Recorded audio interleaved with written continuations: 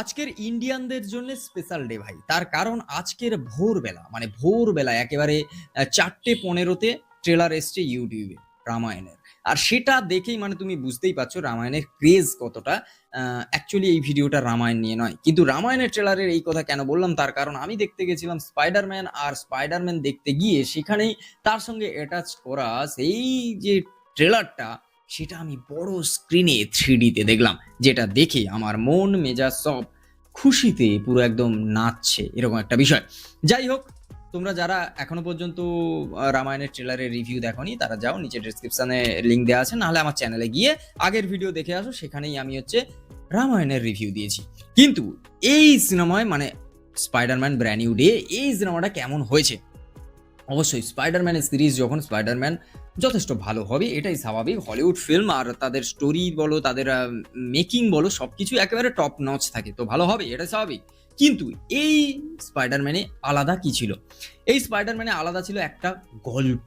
Yes ভাই, story telling, এইখানে emotional এই যে জিনিসগুলো। পিটার পার্কারকে যদি দেখো, পিটার পার্কার যে স্পাইডারম্যান যে হচ্ছে তার নিজের জেনেটিক একটা কারণের জন্য কোনো একটা তো হয়েছে, যার কারণের জন্য হচ্ছে তোমার তার হাত থেকে সেই স্পাইডারম্যানের জাল বেরোচ্ছে না, কোথাও গিয়ে সেটা কাজ করছে না, আবার কোথাও গিয়ে একটু বেশি বেরিয়ে যাচ্ছে। এই জিনিসগুলো সে তার নিজের প্রবলেম নিয়ে সেটা তো সেখানে ফেঁসে আছে। তার ওপরে তার যে বন্ধু বান্ধব যারা তাদের সঙ্গে তার কোনো লিঙ্ক নেই, তারা হচ্ছে একে অপরকে ছেড়ে সব চলে গেছে। তারপরে তুমি যদি দেখো সেখানে এই ইমোশনাল একটা স্টোরি ভালো কাজ করছে। এখানে যে লাভ অ্যাঙ্গেল থেকে শুরু করে সবকিছু রয়েছে, কিন্তু সেখানে নাকি একটা কিসিং সিন 8 সেকেন্ডের কেটে দেওয়া হয়েছে। না না, এটা তো ঠিক নয়। এই এত টাকা টিকিট দিয়ে সিনেমা হলে গিয়ে যদি তুমি মানে হলিউড সিনেমার যদি আসল সিন না দেখতে পাও, মন তো খারাপ হবে, তাই না? যাই হোক, জোকস অ্যাপার্ট, কিন্তু এখানে স্টোরিটা বেশ ভালো বিল্ড আপ হয়েছে।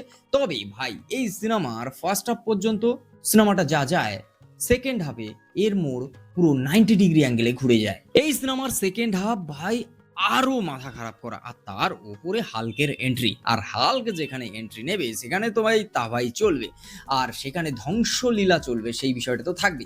আর এখানে যিনি ভিলেনের আবার একটা এখানে খাসিয়াত আছে। একটা খাস জিনিস হলো, সে হচ্ছে অন্যের ব্রেনের সঙ্গে খেলতে পারে। আর সেখানে তাকে একে তো দেখতে পাচ্ছে না, তার উপরে ব্রেনের সঙ্গে যেভাবে খেলছে, আর সেটাই পিটার পার্কারের কাছে কতটা আরো মুশকিল হয়ে দাঁড়িয়েছে। আর একে করতে হচ্ছে যুদ্ধ, তারপরে হচ্ছে বন্ধু বান্ধব, ইমোশনাল, প্রেম, সবকিছু একেবারে মিলেমিশে এই ছবিতে একেবারে মানে কি বলা যায়, তোমাকে একটা গল্পের মধ্যে বেঁধে রাখবে বস। তারপর তো টপ নচ ভিএফএক্স থেকে শুরু করে সব কুছ তো রয়েছে ভাই এখানে।